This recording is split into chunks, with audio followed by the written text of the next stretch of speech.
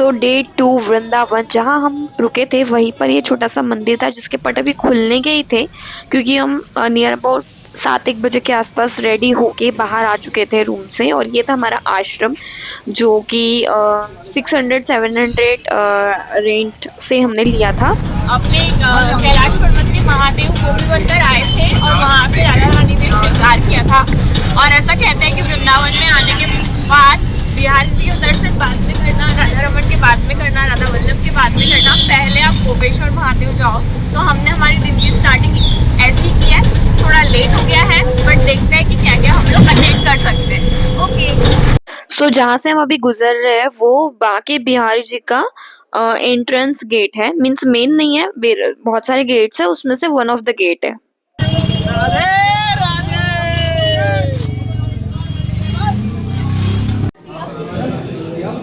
गोपेश्वर महादेव के दर्शन होने के बाद हम लोग आ गए यमुना जी। यमुना जी वही नदी है जहाँ पे पूरा पानी सुखाकर जेल से नंद बाबा तक भगवान को टोपली में रखकर ट्रांसफर किया गया था बेसिकली। और वैसे भी वृंदावन में हर एक चीज में, चाहे वृक्ष हो, संत हो, वहाँ के लोग हो, कोई भी जगह जाओगे ना आपको वहां पे भगवान की एक लीला मिलेगी, कुछ इतिहास मिलेगा, कुछ चमत्कारी चीज मिलेगी। तो यमुना जी भी वन ऑफ द चीज है। वृंदावन आए हो, यमुना जी के दर्शन नहीं करे, ऐसा नहीं हो सकता। तो यमुना जी के दर्शन करने जब भी आप जाओ तो आपको साथ में एक साड़ी लेके जाना है। कुछ भी इच्छा शक्ति के हिसाब से आप लेके जा सकते हो, साड़ी के साथ साथ ब्लाउज पीस भी लेके जा सकते हो, जैसी आपकी मर्जी। पर हम लोग साड़ी लेके गए थे, बिछिया लेके गए थे, श्रृंगार का कुछ सामान लेके गए थे, कुछ चिल्लर पैसे लेके गए थे और फूल लेके गए थे यमुना जी को समर्पण करने के लिए और उनका आशीर्वाद लेने के लिए।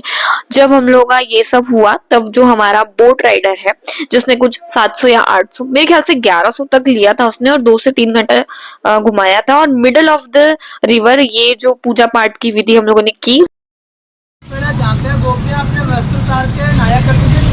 अच्छा, भगवान आकर उनके कपड़े चुरा कर चढ़ जाते थे। हाँ, उसके बाद गोल वाली गुम्मती हाँ, निकल गई है, वो वाली हाँ, की।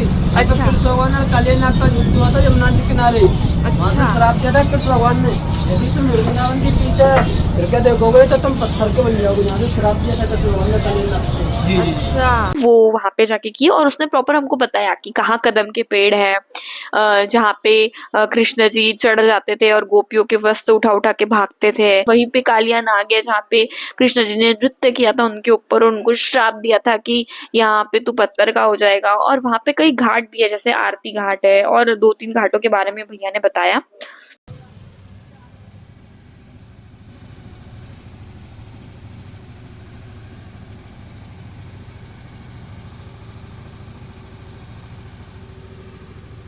गोपी का रूप लिया था यमुना जी के किनारे। अच्छा, आधा गोपी का रूप लेके जो गोपेश्वर गए थे रास रचाने के लिए, वो यहीं से गए थे भोले बाबा। अच्छा, ये अपना आरती घाट है। हाँ, शाम हाँ, को आरती होता है 6:30 बजे। मेन आरती जैसे मथुरा में होता है, हाँ, हाँ, ऐसी यहाँ पे होती है। ये बड़ा वाला अपना मेन केसी घाट है। अच्छा, केसी नाम का राक्षस आया था घोड़े के रूप में, जो मामा कंस ने भेजा था कृष्ण भगवान को मारने के लिए, उसका वध किया था कृष्ण भगवान ने, जब से इसका नाम केसी घाट रख दिया।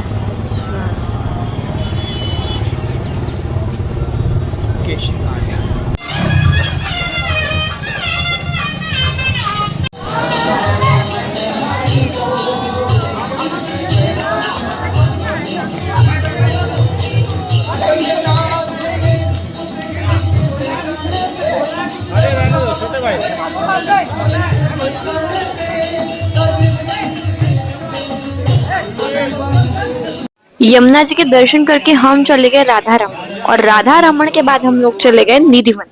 निधिवन एक इतना बड़ा एरिया है कि आप समझ नहीं सकते, और जाने के बाद आपकी आंखें चौकन्नी रह जाएंगी। क्यों? क्योंकि वहां पे जितने भी वृक्ष है, जितने भी वृक्ष वो कंपाउंड के उस पार है। पहली बात तो पूरे तरफ कंपाउंड लगे हुए हैं। सेकेंड थिंग, पूरा बंदोबस्त किया हुआ है समर, बारिश और ठंडी को ध्यान में रखते हुए।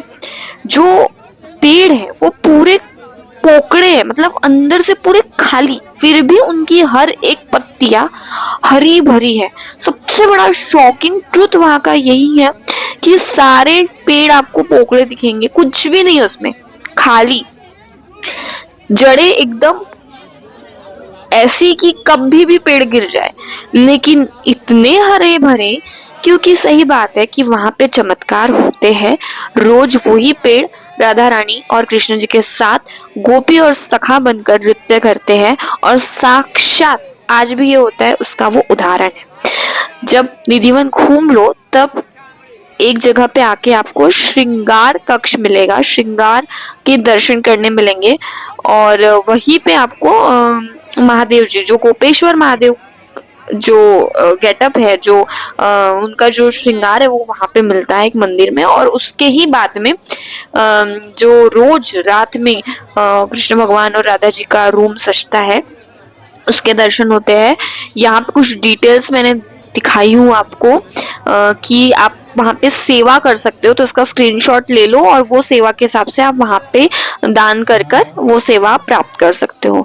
एक और बात, जो ये जो मंदिर है श्रृंगार कक्ष का, वहाँ पे आप 50, 100, 200 रुपए देकर वहाँ की चीजें भी आपको दी जाती है, जैसे चूड़ी, बांसुरी, ये सब दी जाती है आपको, तो आप वो भी ले सकते हो। ये एरिया वो है जहाँ पे झांकियाँ बनी हुई है और बहुत सारे समाधियाँ बनी हुई हैं संतों की।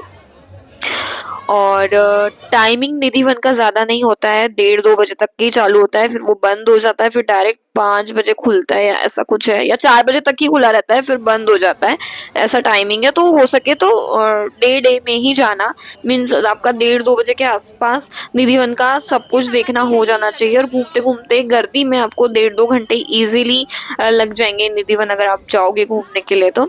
एंड वहाँ पे एक और बहुत सुंदर मंदिर है राधा जी का, जहाँ पे कृष्ण जी की बांसुरी पकड़ के वो है। हर बार कृष्ण जी चोर बनते हैं, इस मंदिर में राधा रानी पहली बार चोर बनी थी, और उन्होंने क्या चुराया था, तो कृष्ण की बांसुरी। बहुत सुंदर मंदिर है, देखने लायक मंदिर है।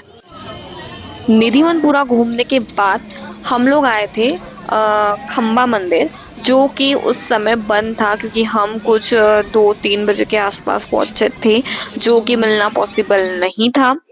इस समय सारे ही मंदिर ऑलमोस्ट बंद होते हैं, तो हम लोगों ने डिसाइड किया कि हम लोग नाश्ता खाना जो भी है वो कर लेते हैं, ताकि हमें कैपेसिटी भी रहे, और फिर हम लोग सही टाइम पे नेक्स्ट टेम्पल और डेस्टिनेशन हमारा जो है वो विजिट कर सके।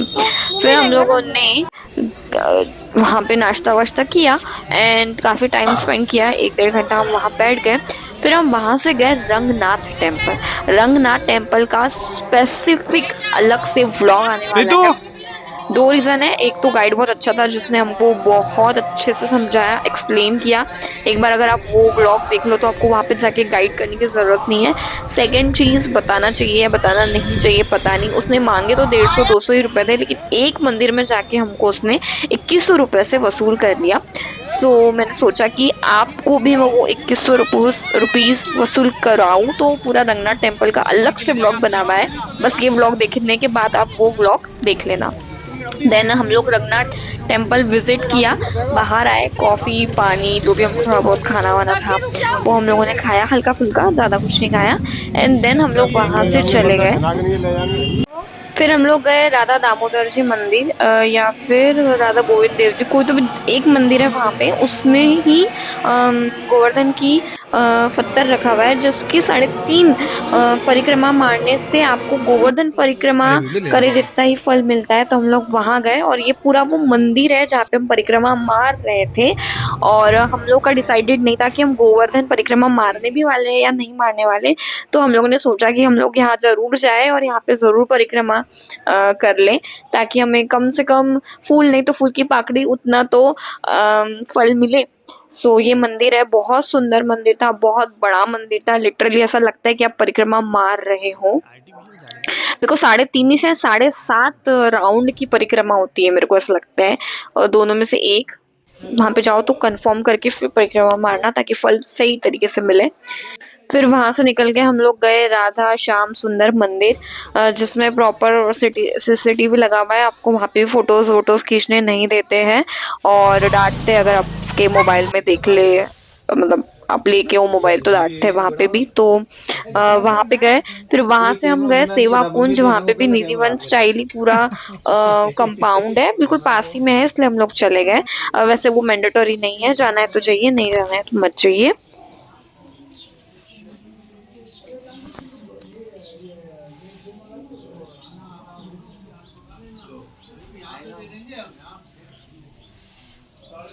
एंड लास्टली हम लोगों ने किए 2 मंदिर, दैट इज बांके बिहारी और राधा वल्लभ।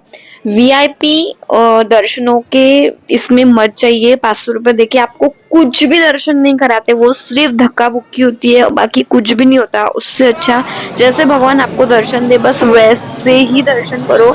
वहां आपका जाना, वहां खड़े रहना आपका इम्पोर्टेंट है। वही सोच के आप भगवान के दर्शन कर लेना, चाहे आपको दिखे नहीं दिखे। बाद में गूगल में आके इत्मीनान से देखो, यूट्यूब पे इत्मीनान से देखो कि कैसे भगवान दिखते हैं, पर वीआईपी दर्शन मत करना। बाकी बिहारी के गेट नंबर पता नहीं कौन से जगह से हम घुसे थे, लेकिन वहीं पे कोई मिठाई की दुकान है, वही हम लोगों ने हमारा शूज वूज रिमूव कर लिया था एंड वहां से कलेक्ट किया। फिर हम लोग चले गए राधा वल्लभ। लास्ट ये था हमारा दिन और हम लोग लौट रहे हैं घर पर, मीन्स हमारे आश्रम की तरफ। जाते जाते हम लोगों को कथावाचक इंद्रेश जी उपाध्याय का घर ड्राइवर ने बताया, उनका आश्रम बताया। गौरी गोपाल वालों का भी घर इसी तरफ है, आश्रम इसी तरफ है। प्रेमानंद महाराज जी भी कुछ इसी तरह इसी लाइन में रहते हैं, ऐसा उसने बताया। तो ऐसा था आज का व्लॉग। Bye bye.